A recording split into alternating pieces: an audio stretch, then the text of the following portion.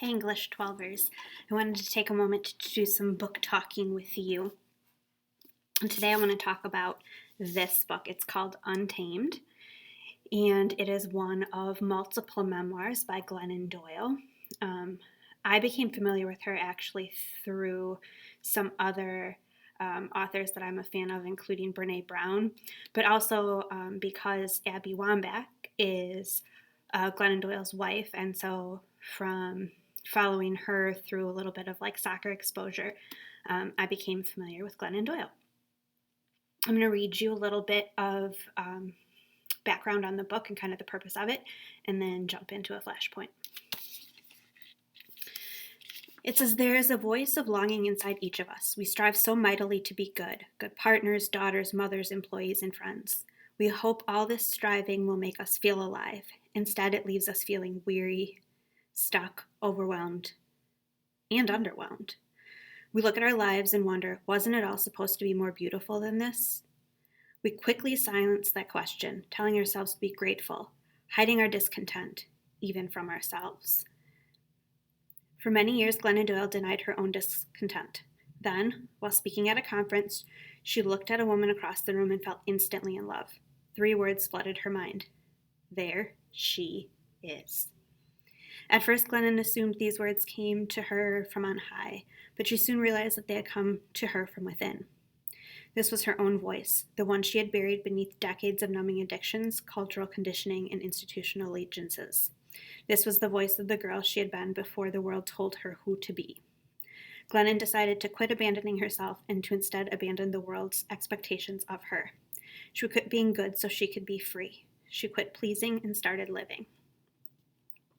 So just reading that little intro excerpt was really inspiring to me and really engaged me in the text itself. I'm not usually a huge person on this type of literature, but also a couple of friends suggested it, so I jumped in.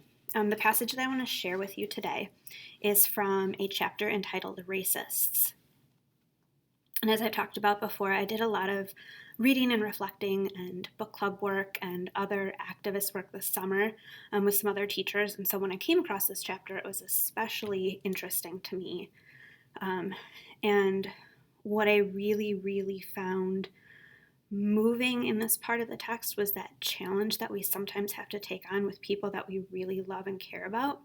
And so it made me reflect on some of those own moments that I've been facing and kind of building some of that courage to do that, because it's not easy, I think, for young people, for old people like me. And so here we go.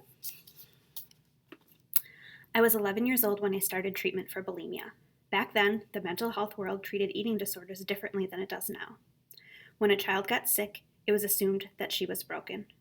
We didn't yet understand that many sick children are canaries in coal mines, passively inhaling toxins in the air of their families or cultures, or both. So I was separated, sent away to therapists and doctors who tried to fix me, instead of trying to fix the toxins I was breathing. When I was in high school, a therapist finally asked my family to attend one of the sessions. After a few minutes, she turned to my dad and asked, "Can you imagine how you might be inadvertently contributing to Glennon's illness?" My dad became very angry. He stood up and walked out of the room. I understood why. My dad's first priority was to be a good father. He held so tightly to the identity of good father that he couldn't dare to imagine that he might in any way have hurt his little girl. In his mind, good fathers do not contribute to family dysfunction. They do, of course, all the time, because good fathers are still human. In retrospect, I can see that our family had ideas about food control and bodies that would have been healthy for all of us to excavate, pull out into the light, and clear up. But my dad's refusal to look inward meant that I was on my own for a long while. Nobody else was going to turn their insides out but me. And so again, just a really, for me, powerful dialogue and reflection on that parent relationship and how we sometimes feel in connection to our parents, but how our parents interact with us and those ideas of best intentions. So, Untamed by Glennon Doyle, highly recommend it. Hope you have a good one.